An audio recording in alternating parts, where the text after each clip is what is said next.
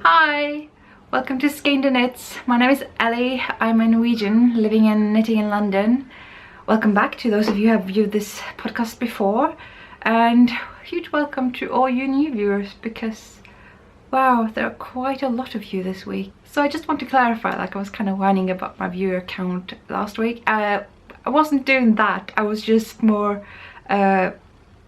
I guess unsure about how to convey that I have a podcast because I'm really uncomfortable with like shameless self-promotion, and I was having like, I don't know, 10 new subscribers since starting talking about knitting and an average of 10 views per video, so I was just kind of unsure about how to tell people that I have a podcast. And so one of my absolute favorite designers, I don't know how she found my podcast, but she did, and she decided to give me a shout out on her Instagram account, and that was hugely helpful in, I guess, promoting my channel. And oh my god, I am so grateful.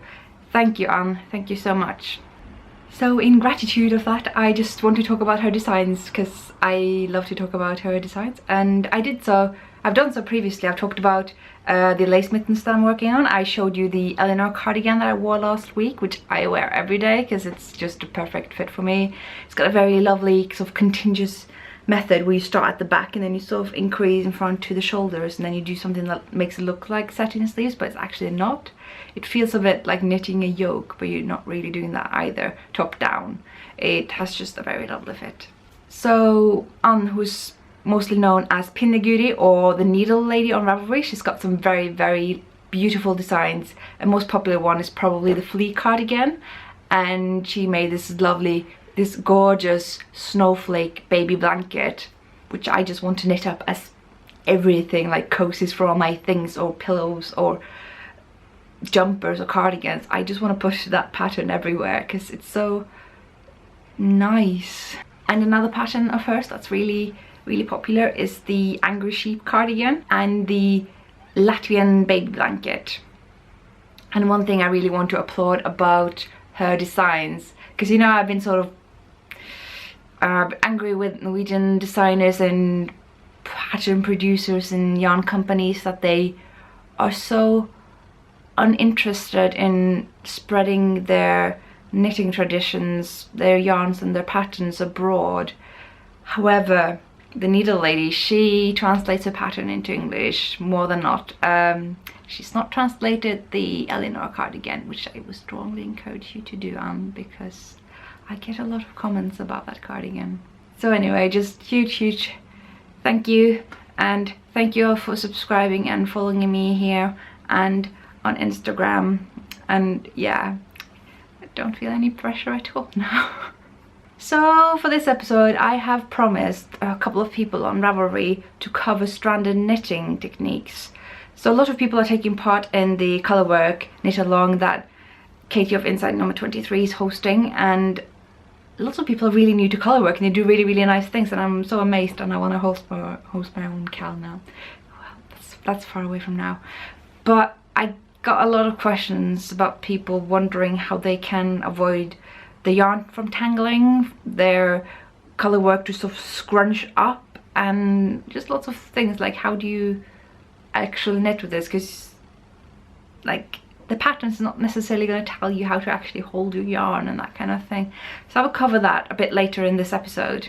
What's more is that I have tidied up my yarn stash. So we're going to go through my yarn stash in a bit, but first I want to talk about my finished object because I have to. And the first one is, you've already seen most of it, it's the Andrea shawl. This is by Kirsten Kapoor, and it is done. So I showed you this last week, so it's not a huge difference, it's just that I've added this lace edging on top. Can we have a little focus here, please? Yes, we may. So this goes all the way along the top, and I spent a whole evening just picking up these stitches because I don't know if it was the pimps or whatever, but I couldn't get the numbers right. Eventually I did, so this is how I prefer to wear it. And yeah, it's just really nice, and I like to wear it so that mostly the brown bits show because that's what I wanted. But kind of, it is nice that the pink stuff is kind of shining through because it goes with a lot of the tops that I wear. The one I'm wearing now is the owl jumper by Kate Davies, one of my absolute favorite designers, who liked my other finished object this week on Instagram, which are my Kate Davies Miss Rachel gauntlets. I've not weaved in the ends yet because who does that anyway, right? So let's just wear everything now. Let's wear all the things. So this is most definitely colour work. Done a lot of stranded knitting here. There's a lot of colour changes, so I've actually just knitted in the loose ends as I go, because you can do that with pure wool. It's kind of gonna felt into your knitting, so it's not gonna pull out even though you're just kind of alternating it with the strand that you're knitting on. Don't know if that made sense, but yeah, these are my mitts. And oh dear, will it focus? It will. Very happy about these. A lot happier with these actually than I was with my first pair, which is this. So as you can see, they are a bit different size wise. These are more, I guess, consistent with one another. I made sure to knit them exactly alike, so I cast them on identical needles and knit them identically, like alternating with, okay, I've done the ribbing here, I'm going to do the ribbing here. I've done the red and the yellow here, I'm going to do the red and yellow here, so I didn't forget the tiny differences that you can make in your knitting. I didn't do that with the first ones, so these are sort of different sizes and stuff like that, but I'm the only one who's going to notice. So maybe I would use like magic loop on one of them and a small circular needle on the other, and that does make a difference in the circumference that you get in your final project. So that's something to remember. Seems very obvious now, but I didn't realize that at the time. At the time being this summer. So these are my two mitts together, my two pairs I mean. As you can see, there are differences in colors. I'm making these to swatch for my Miss Rachel yoke, insert picture here, and I'm trying to decide which of these colors to go for, because the turquoise is a bit different and the red is different, and if you have an opinion on which you prefer of these, do let me know, because I first made these and I was like, oh, this red is not right, and then I made these, which is definitely closer to Kate Davis's original yarn, but I kind of prefer these now, so do let me know what you think. I have also cast on a new project. I've told you, I think, that I'm planning a sort of Norwegian mitten workshop, and I need to have some designs that I am legally allowed to share, and I also want to make some designs that will knit up a bit quicker than the traditional mittens, so that people will be familiar with the techniques when they can knit Norwegian mittens in their own time.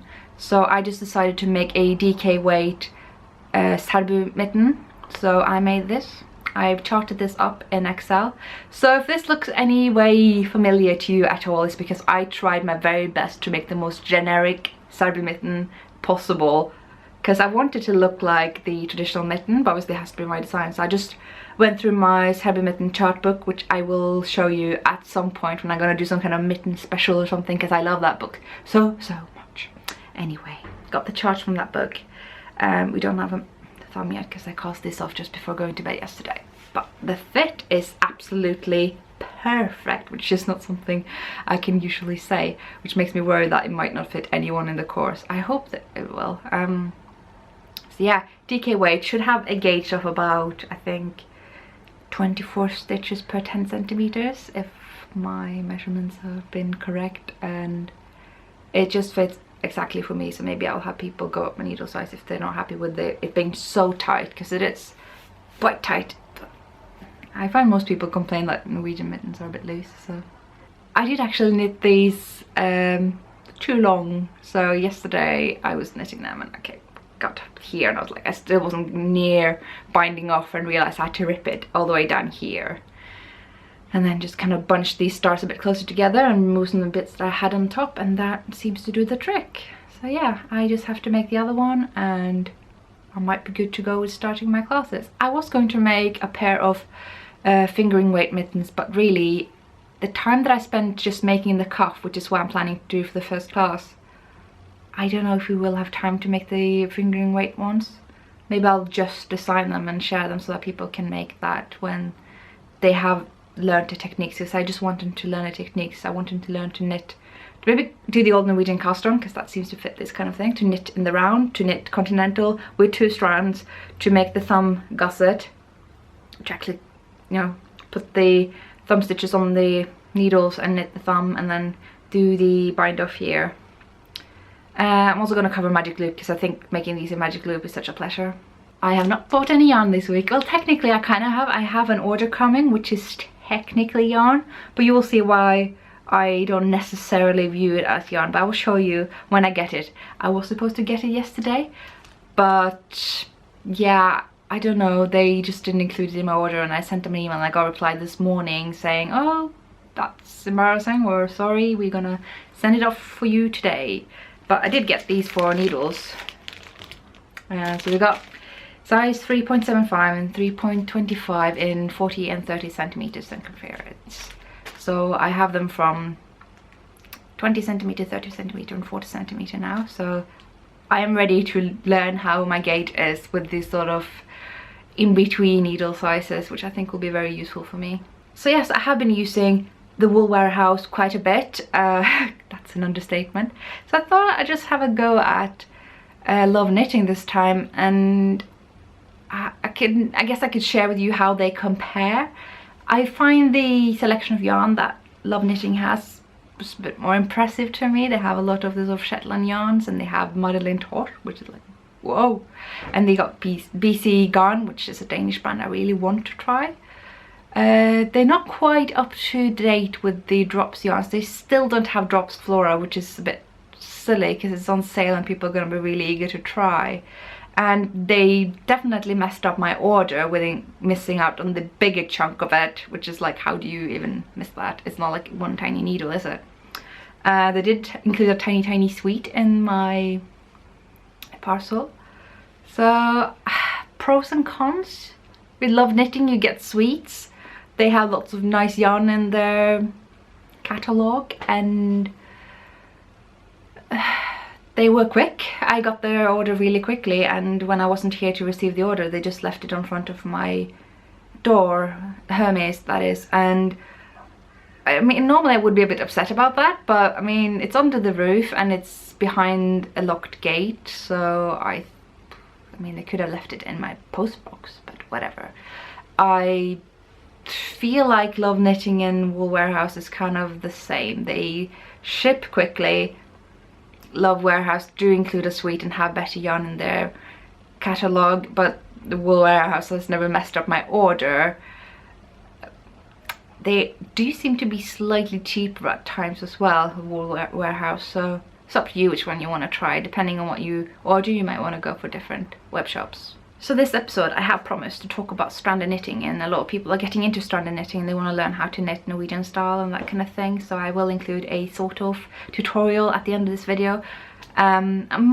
Before that, I want to go through my own history with stranded knitting, which is it's, you know, up and downs, definitely. I started with making this iPod cozy and I was like, stranded knitting is easy. You're just gonna like put in a different color at the place where you want it to be a pattern. I don't even need to chart this stuff, and it's like the ugliest thing I've ever made. So I cast it on again and made a new one, which is what I have as a picture here. Even then it didn't really look like, so I had to carry a strand of just white yarn through all the loops of the contrast color to actually make it show what I had tried to make, and I couldn't manage to get the floats right around the whole thing, so what I made essentially was a bit more like intarsia, but not really. So I think it took at least another year, if not 2, before I had to go at stranded knitting again, and I decided to make a phone cozy, and I just did that following the Mary's pattern for DK weight yarn, but I think what I used was more like sport or fingering weight acrylics that I just found in a corner shop here. It's kind of crunches together in the middle where the color work is going on, so it's not a successful project, and it's so small that I lost it. I don't know where it is. So yeah, I don't recommend knitting color work with acrylics. It's not terrible, you get a lot of durability, but you don't get a lot of flexibility, and you might want that when you're struggling with the length of the floats. So when I say floats, I mean the strands that you're not using that will just float behind your work. It's like, okay, you're knitting with a black and white strand and you're doing some stitches with just the black, then the white strand will be behind the black stitches and not do anything. And those floats I was struggling with a lot in the beginning. But I've had a few moments of luck as a new strand knitting knitter. So I don't want to like deter you completely from knitting strand knitting, because I made these owl mittens and they turned out quite alright, even with crappy acrylic. I'm not saying that all acrylics are crappy, but this definitely was. But yeah, they turned out okay. I made 2 pairs in fact, and I don't know why that went well. They still kind of bunched together, in lack of better words. They, like where there's just one stitch of the contrast colour, it doesn't quite show, it kind of disappears, and the floats were a bit too short, so where there is colour work, my work was a bit tighter. So I had a go at knitting some chunky pure wool yarn projects. I decided to make jumpers for my dogs because they are tiny and sometimes need to stay warm in the cold winter. But this pattern, I don't know if it was my tightness as being new to strand knitting, or if it was something with the pattern, because I don't see what sort of dog anatomy they have adapted to. It's like, I've tried to put this on my dogs, it's just, no, this is not what dogs look like. Dogs do not look like a jumper sleeve with 2 legs in it. That's kind of what this is, and it's kind of rubbish, to be honest. I'm sorry, I shouldn't trash talk other people's patterns, and I definitely know that part of this was just my own mistakes in terms of gauge, in terms of not having long enough floats. But even so, this pattern doesn't really work for the average dog. But I do recognize, and I did recognize, that I had a problem with knitting too tight, with floats not being long enough and stuff bunching together. So I was like, I just need to knit looser. And this is something you're going to hear a lot when people do colour work. They just say, well, it's too tight, the floats are too tight, so I just need to loosen up my gauge. And this is so wrong. I mean, it will help you to some extent. I did it with this foam cozy. I had to make a second one, and it just turned out too big, so it sort of solves the float issue, but not really. So I made a pair of socks also in acrylics. They turned out okay, but they were still a bit on the tighter side where the pattern is, and I can't quite get them over my heel without so that's, I don't know if that was an issue with my floats or an issue with my gauge or an issue with acrylic, because with acrylic it's not gonna be flexible. So if you have made those other mistakes, the acrylic yarn is not gonna accommodate for it. So while these socks are amazingly durable, I still have them. Yeah, you might want to consider the pros and cons of using acrylics for socks. Durability is a plus, flexibility not so much.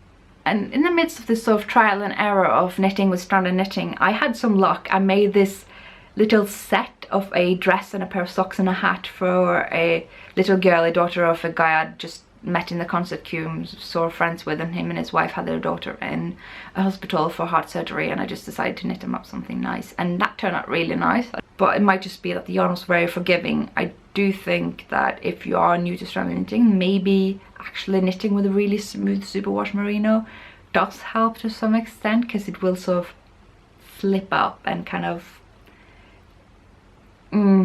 it's an effect you don't normally want. But for this, it's sort of losing its shape, which is something that's annoying with this type of yarn, was actually probably what saved these projects. And I also made a dress for myself. So I was complete amateur at stranded knitting. I was like, I'm gonna make a dress. And it turned out okay, and I do think it was the merino cotton blend that did that, because sometimes cotton can be really stiff, but this type of cotton mixed with the merino makes it very smooth and sort of even out. But if you do make a garment like that, it could have the more on the side effect of just losing its shape entirely. So I don't necessarily recommend it, but that did help in this case. But I do recommend rather just getting a hang of stranded knitting and the floats and the like tightness of how you knit. So I had a go at making some alpaca mitts, and I have so many things I want to say about knitting stranded knitting with alpaca, because it just doesn't work. There are so many yarn producers in Norway who will push alpaca for their patterns, and I'm just, your jumpers are gonna turn into dresses like that. it drapes too much. The stitches don't integrate into one another and become this sort of holistic, lovely project that you want. But the main issue is just that for me, when I knitted with alpaca, my floats situation was even worse. And I also did it with, I think, magic loop, which made it bunch together really badly. So I showed you this project before, I think, maybe. So I made these mitts, which are lovely and soft and very fluffy, but they are tight. So here I was struggling with floats again. The whole thing is just bunching together. Because alpaca is drapey, it doesn't look terrible, but when I'm trying to wear these, it's like very constricted. Like, this does not look nice. I'm just not happy with these. But if anyone wants them, I mean, they're up for grabs. I'm not using them. I'm really advertising well for my projects. So I was like, yeah, okay, so I need to loosen up my gauge. I need to knit looser. And as I said before, no, not the way to go on about it. Because that made, just like my phone cozy, my pattern occupying the whole of the mitt. So I had to omit the top bit, so you can compare. Like, yes, they are now the right size because they're knit looser, so there will just automatically be more floats there. But the whole thing will just become too big. So size-wise, you're just not gonna get the project that you want, even though now these definitely fit. They're comfortable. They got a little, I struggle with the picot edging. These are crochet picots. I did I-cord, which is like, that was ambitious for someone new at knitting, wasn't it? And then I had a go at some pot holders in the same pattern. And I really do recommend, it sounds a bit boring to just knit Marius again and again and again, but if you do find a favorite of yours, just practice on that. Get really good at that one pattern and do it again and again until you have perfected it. I think that's actually quite good. So, I mean, one thing is the set to start pattern, which is the original Marius, if you will. That is, you know, nobody has the copyright of that, so you can really use that as you please. But yes, the pot holders, they kind of bunch together as well. Where there is color work, it has less of a width than further down where the stocking knit stitch is. So again, I just thought, well, I need to knit looser then. So I made this wind box, and hopefully by now I have showed you why this way of thinking is flawed, saying, oh, I need to loosen up my gauge. No, your gauge is fine. Your gauge is always, always fine. You need to change your needle size if you're unhappy about your gauge. But if it's the floats that you're struggling with, if it's the tightness specifically related to your strand of knitting, I suggest lengthening your floats. Don't be so scared that there will be maybe holes in between one color and the other of the stitches. That will come with practice. The length of your floats will come with practice, but you don't want them to be too short. That's worse than anything. Trying to loosen up your gauge is going to be uncomfortable for you because you want to get into a flow when you knit, and if you are trying to disrupt that flow by going up or down in terms of how you knit tight or loose instead of going up and down a needle size, it's not going to be pleasant for you. It's not going to end up being a very nice product. So I just discourage that, and I'm probably giving unsolicited advice to a lot of people when I hear them say that. I'm sorry, but there are better ways. So I just had to practice with this. I made a couple of hats. They were better. I definitely was better at this, where I could knit on circular needles, not knitting magic loop and not knitting with double pointed needles, so I could just knit freely in the round. Adjusting the floats a bit more became easier with time. I still sort of fell into the trap from time to time, like when I made this sort of firewood box for my mum. I thought I could knit looser and it doesn't fit the box. So I just practice and practice. I made Marius pot holder so many times and perfected it. Just made, because you can knit those on a 40 centimeter circular needle, so you don't struggle with combining it with more strands and knitting in the round. You don't fiddle with the magic loop and the strands at the same time and trying to, you know, tighten up the little gaps you get in between. You also get those with double pointed needles. You don't have to worry about that. So knitting in the round, definitely something I recommend. And that's what I did when I made my leg warmers. I do think I did magic loop, but that wasn't a problem for me. But you can definitely make those with short circular needles. And well, my leg warmers turn out alright, and I have decided to write up a pattern. That's what you can find on Ravelry, and I will link to it below, and they are definitely a good start of knitting in the round with stranded colourwork. And well, the yarn that I use, the Drops Lima, is on sale. Not sponsored by them or anything, I'm just letting you know that now might be the time for you to make them, because winter is coming. And for those of you who don't know, I also have a pattern for pot holders in a set style pattern rather than the Myers pattern, with a few other differences as well, of course, and you can have a go at that. You can knit that in cotton, and knitting with cotton with stranded knitting is a bit so and so, because it might lack the flexibility and sometimes it will just lose its shape. So I recommend some cottons. Like, I have had success with knitting with Drops Saffron, and I've had luck with knitting with the Søstrene Grene cotton yarns. This is a Danish, like, stuff you didn't know you wanted, a really cheap shops kind of thing, similar to Tiger, and they have this lovely cotton yarn that I love using. It's very nice knit with. I made a whole jumper with this actually, which I might change into because it's getting really warm here. There we are. Maybe this is my thing now, doing a sort of outfit change in the middle of the video. So this is my Marius in cotton.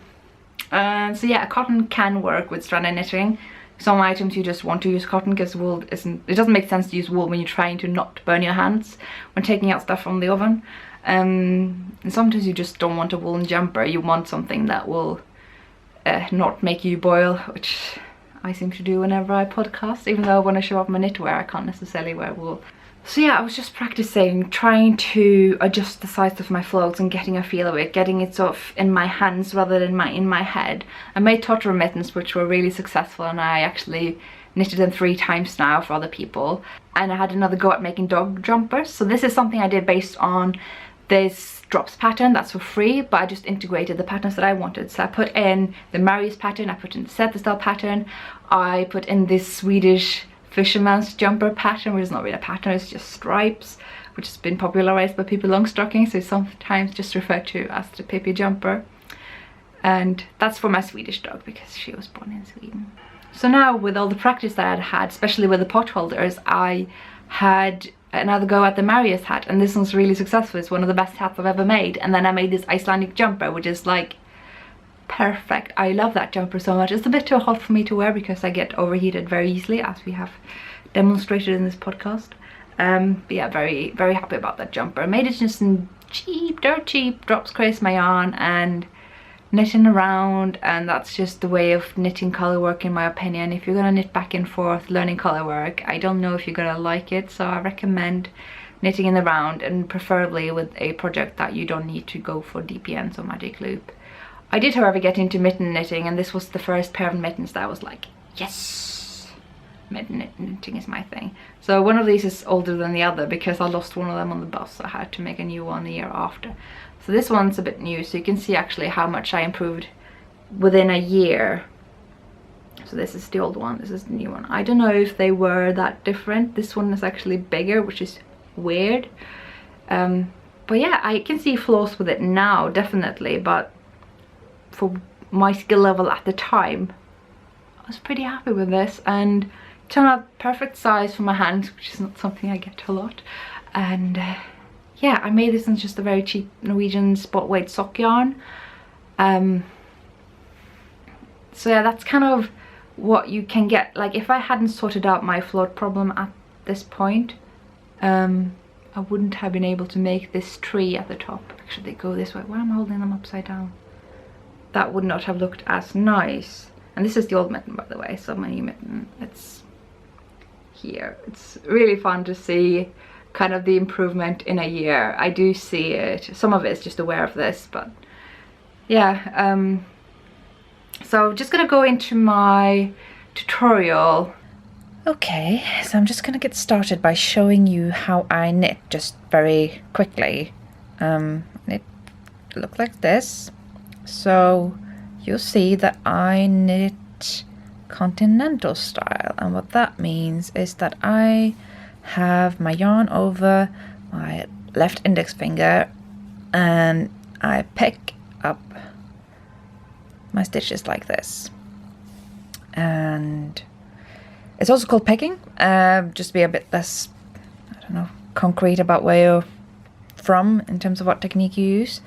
And this is about the speed I do it. It's not particularly fast or quick, but I thought I would slow it down for you to show exactly how I do this, everything that I keep in mind when I knit stranded. So I'm assuming that you know the basics of knitting stranded, that you look at a chart and you look at, okay, so this is where the blue colors come in and this is where the white colors come in, and you read from the bottom right corner towards the left.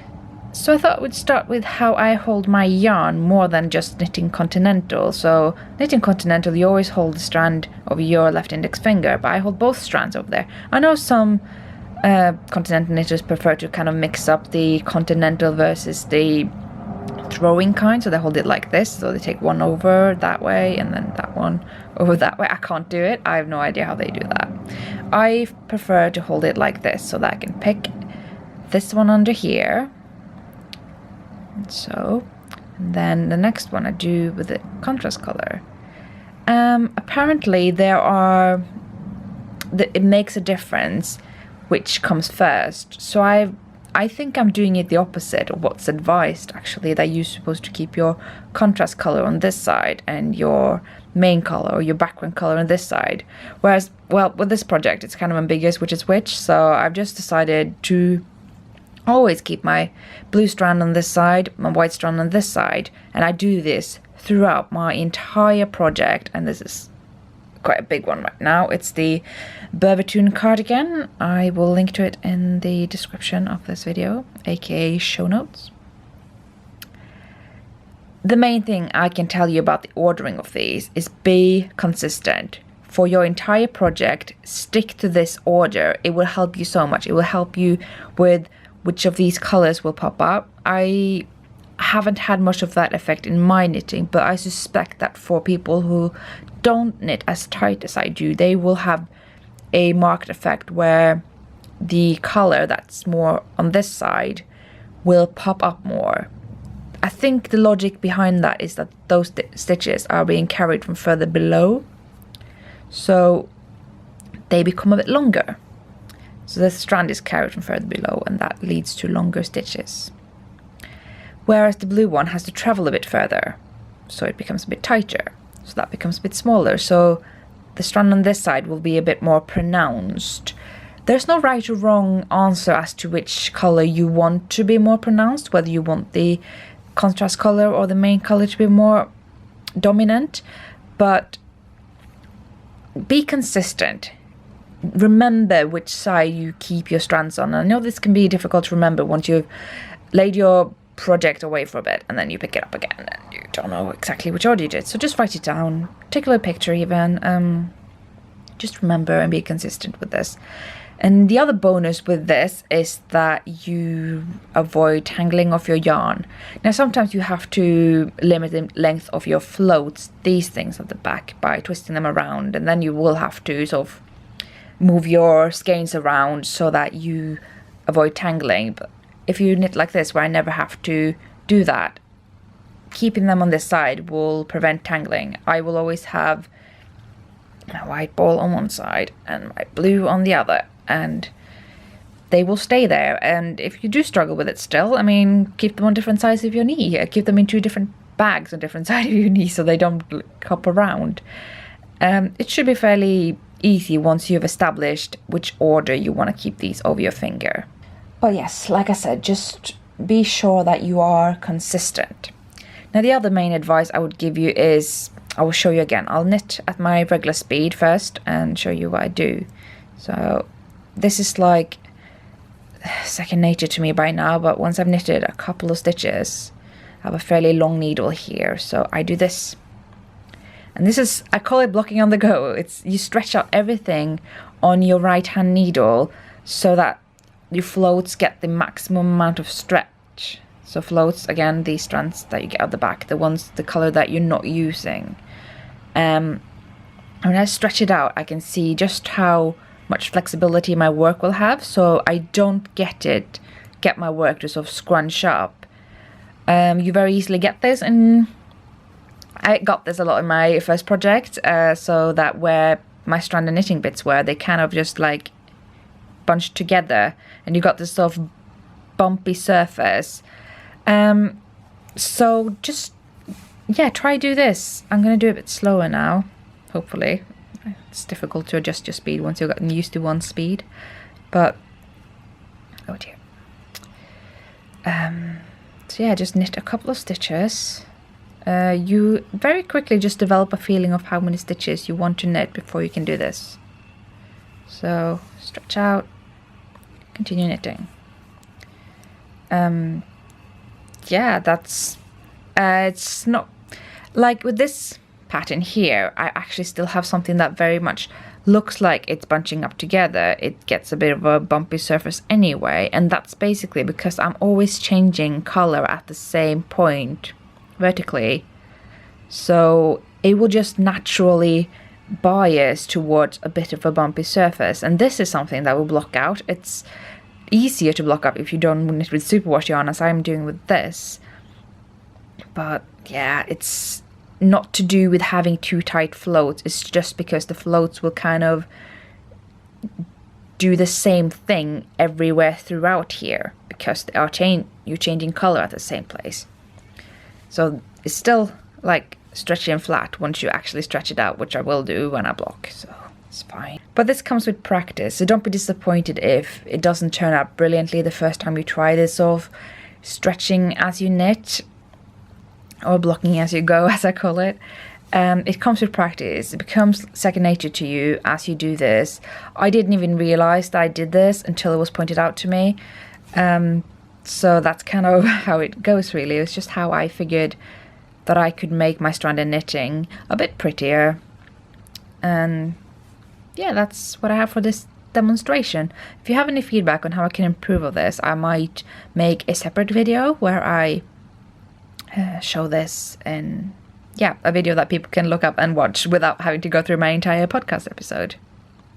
Now, what I'm not sure if I was entirely clear about here, hopefully you now understand what I mean about floats, but what I wasn't so clear about is that the length of the floats will depend if that stretching method works. So you need to kind of get that in your rhythm of knitting, and that will come with practice. I'm sorry, there's no like immediate cure, immediate technique that you can do. You just kind of have to, when you stretch, you can definitely see if they are too long or too short, and you can go back if you want. But this will come with practice, and I'm still learning. It's still not perfect for me either, but it's definitely miles away from where it was, and it didn't take longer than a year. I knitted a lot of projects, and the beginning of the year was pretty awful. At the end of the year, I was very happy with it. But yeah, just to emphasize, be consistent about the ordering of the strands. Always make sure that the strand that you have first on your finger will always be there. Whenever you pick up your work, always make sure that it's in that order. It will avoid tangling of your yarn. It will make sure that the way your project looks is very consistent. And do have a go at something that you can knit in around without using DPNs or magic glue. You will notice, as usual, that I say colourwork and I say stranded knitting, and I just want to clarify, I've done this before, but I just want to clarify again that stranded knitting is a type of colourwork. Colourwork is like the headline of this. It's how you work with different colours, whether you do intarsia, which is more suitable for back and forth knitting. If you do stranded knitting, which is where you carry more than one strand across your work, better for knitting in the round, but you can definitely do it back and forth. And then you got double knitting, which is when you sort of do a inverted front and back of your projects. I don't call it feral because that's one way of knitting stranded knitting. If you knit Latvian mittens, that's not feral, that's Latvian mittens, and they're different. It's a different tradition. The technique is stranded knitting, which is a type of the umbrella term colourwork. So you can call it just colourwork, and people were like, oh yeah, colourwork, that's stranded, or it's double knitting, or it's intarsia, and it's fine to just say colourwork, I think. But the specific technique is stranded knitting, and there are different traditions within that, but those are not techniques, those are traditions. So you've got the Norwegian tradition, it's got the Swedish tradition, and the Baltic, Latvian specifically, which I love. You got the feral, which is brilliant, and it might not be entirely clear to people how those are different, and I don't think the difference is where they're from, it's just what they look like. So the tradition is from those places, but if I knit something that looks like feral, I will call it feral. If I knit something that I made up but looks like a Latvian mitten, I will call it a Latvian mitten. And if I made something that looks like a Serbia mitten, even though I'm not technically from Serbia, I'm from like an hour away, I will call it a cyber mitten. So what does sort of signify their style? Excuse me. I think with Norwegian knitting you very often only get two colors, and those two colors are very often white and black. One of them is very often white, and then there's a darker contrast color. And back in the days, you know, people didn't necessarily dye their yarns, they just used the natural white of the sheep and the natural dark of the darker sheep, so there were darker bits of their wool. For Isle, people were ridiculously creative with their color work. It's so amazing to see how they don't just change their contrast color, but they also change the background color at the same time. But they don't just invert them, they just put in completely different colors, and I think that's just really, really cool. And I think it's a shame that we call everything Fair Isle, because that kind of diminishes what is Fair Isle. And then you have Latvian mittens, which is like tiny, tiny, tiny stitches with lots of intricate colors. So they use lots of different colors as well, but they don't alternate them in the same fashion that Fair Isle knitting does with both background and foreground. It's typically, not always, but typically one background color, one sort of main color, and then different contrast colors. I can illustrate it by showing you some of my books actually. So I've done this before, and I was talking about showing you this book another time. Apparently I can't stop myself. I will cover this book more because it's the best thing ever, and someone should translate this and publish it to the world. I brought this into Loop and people seem really, really into it, and I think it would look great on the bookshelf there. So publisher, get on it, translate this. The world needs this book. I mean, more than half of this book is just charts, so I mean, if you're really interested you can probably get it anyway, but the big history chunk in the beginning you won't get to read easily. Which is a shame, it's so good. So this is Norwegian knitting. You see with the cyber mittens it's typically just black and white all the way. It's not necessarily that for all Norwegian knitting, but for these definitely. You might see different colors in Norwegian knitting like this. It's generally blue, but it's got white pattern, then we do something red here. So you might get a second contrast color, but even that is rare. It's very often a two-color thing. And well, with Latvian mittens that's not necessarily the case. They can go completely nuts with their colors, and this book, oh, I don't know which of the two books I love the most, to be honest, but like, what is going on? Like, I love this so much. So you get the idea that these are definitely more intricate than Norwegian mittens, than Norwegian color work. I'm not saying that's any better or worse. It can definitely be a challenge to make these, but they are beautiful. And it's different. That's my point. They're just different. And I showed you this, I think, last episode.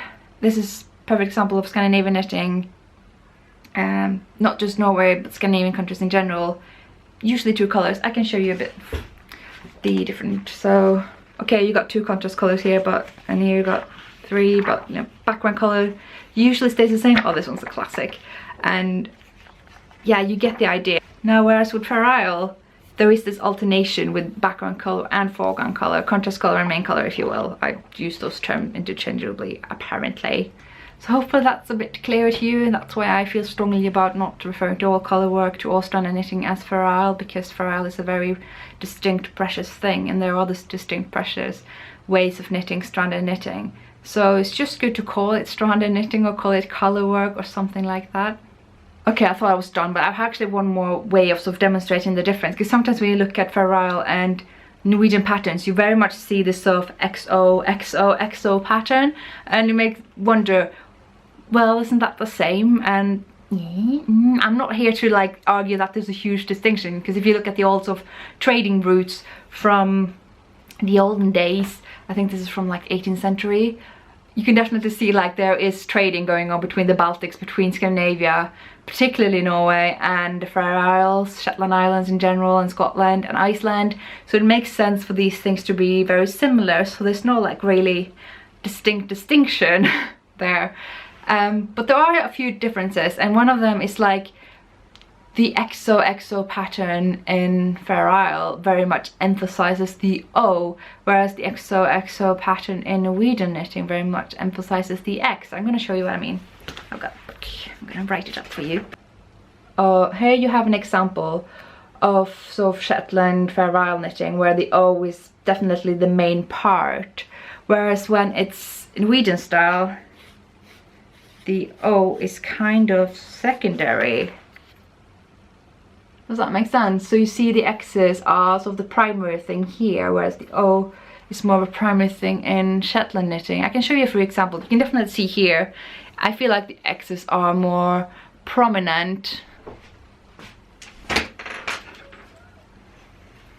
And we got this here, which is like the O's are not even one thing anymore. They've sort of been diminished into just this thing that you want to fill in between the crosses. Now, whereas if you have Fair Isle knitting, now we got Kate Davis's book, and she's got these little flowers as O's here. They're definitely like the main thing, and the X's is more like a filler in between the O's. So hopefully that's a bit clearer. That's something that you can definitely tell us a very distinguishing thing for Fair Isle versus Norwegian knitting, when they both incorporate the XOXO patterns. So I just want to go through my yarn stash collection, and then I will resume here and just talk about random stuff that I bought lately, because at the end of the video I do whatever I want.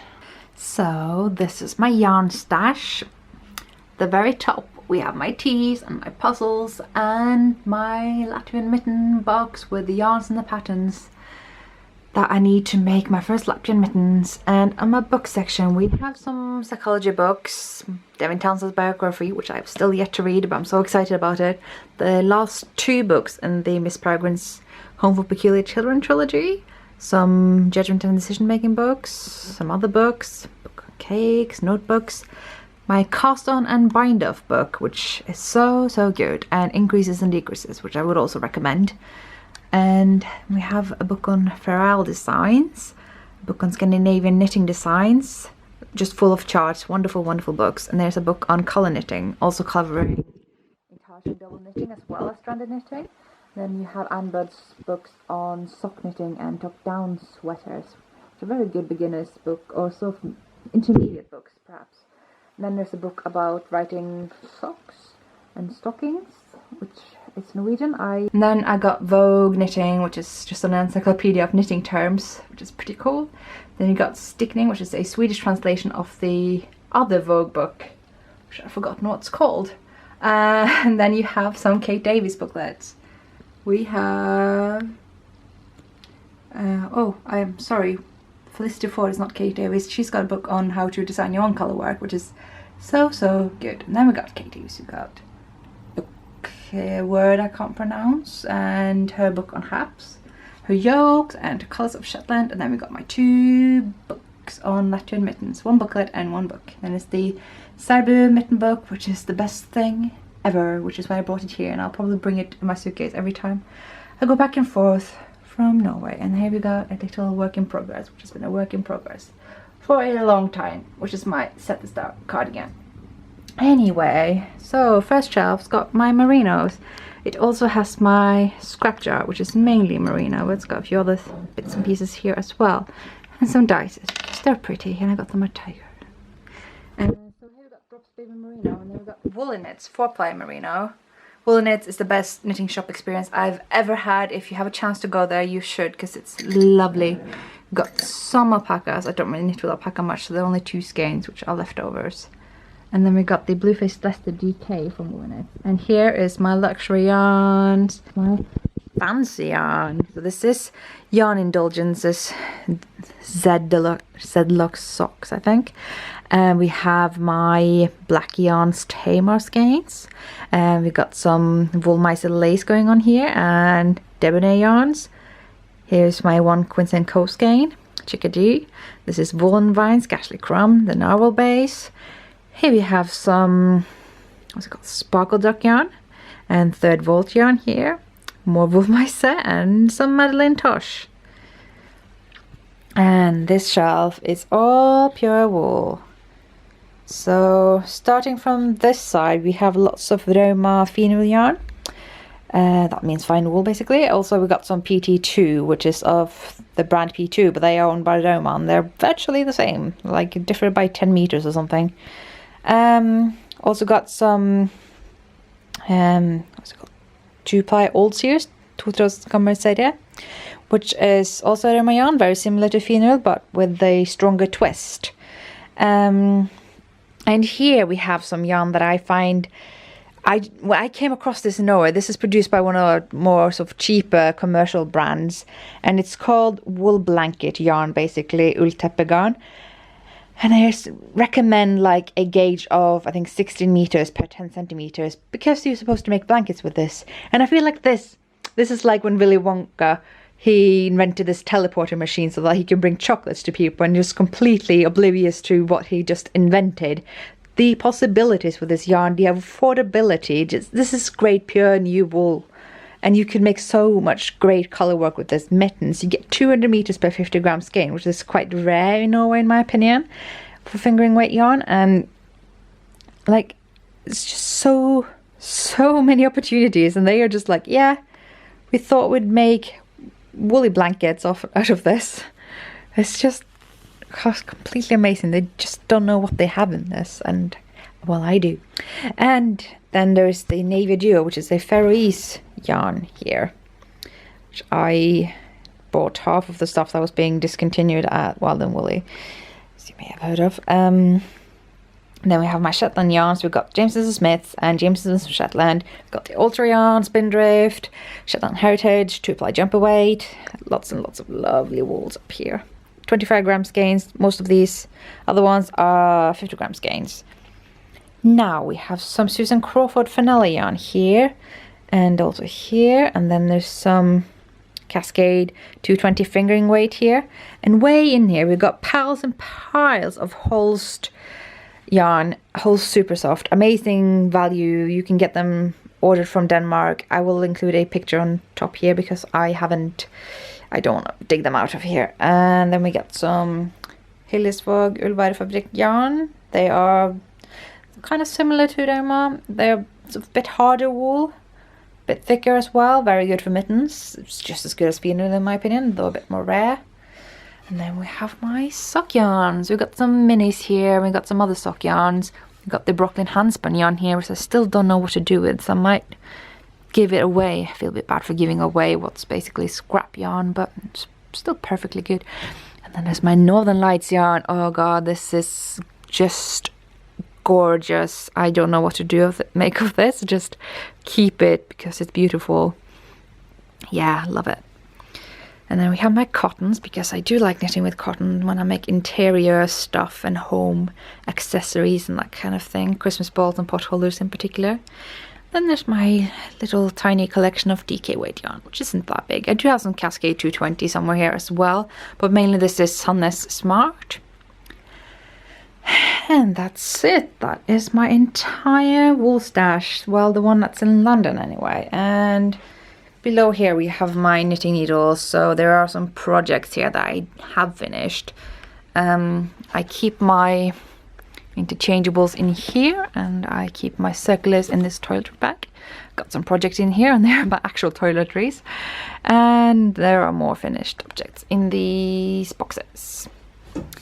And yeah, that's it. So that was my yarn stash, and the sad thing is that there's more yarn in Norway. I have another yarn stash.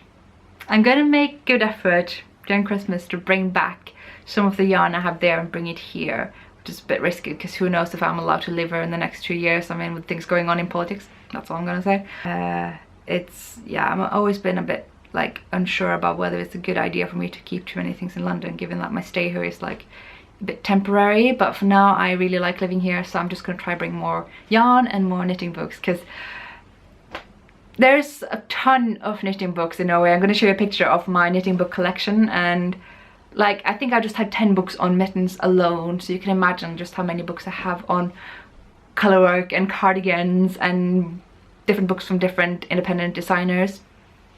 But having said that, I just want to talk about the stuff that I bought this week, because I just somehow ended up in Stratford on a Saturday, which is mildly traumatic, but I made it through, and I made it through with this gorgeous, gorgeous woodlands dress. Oh, so this might be just my Christmas dress. I realized it looks a bit shapeless and odd when I'm not wearing it, but I'm gonna put it on now. Just want to show this heavenly pattern. I love my woodland patterns. And I bought boots. Always wanted boots like this, and now I've let myself have them. Ideally I shouldn't wear anything that isn't trainers because my feet are messed up, but sometimes you just want boots. And this I'm so pleased with. I finally found a coat that is just perfect for me, because this one has a waist. It's a nice warm flattering coat that I got from Oasis, and it has a waist. Yes. So usually I just end up looking like the Groke when I wear a coat, because I'm wider at the bottom than the top and it just becomes really shapeless. So having a waistband coat makes me so happy. So I'm gonna look very nice and stylish in this winter, and that's all I have for today. And I just wanna again thank everybody for subscribing and following me on Instagram, and all the lovely messages I have received. Oh my god, I didn't even cover the messages. I got so many, so lovely messages, one nicer than the other. Like, it's as if you guys are competing about writing the nicest message, to be honest, and you might as well keep that up because I love it. I blush, and then I'll like text my boyfriend. I'm like, oh my god, I got this other message that was really, really nice, and you have to listen to me going on and on about this. And he's very nice and lovely and supportive. And yeah, I just want to thank On Me again, the Needed Lady, for helping promote my channel when I feel too weird about shameless self-promotion myself. So thank you so much. And last thing I'm gonna say, I'm gonna get into details about this in a future episode, but for now I will say that because of this little increase in subscribers, even though it's just over 70, for me that's a lot, I might just host a giveaway.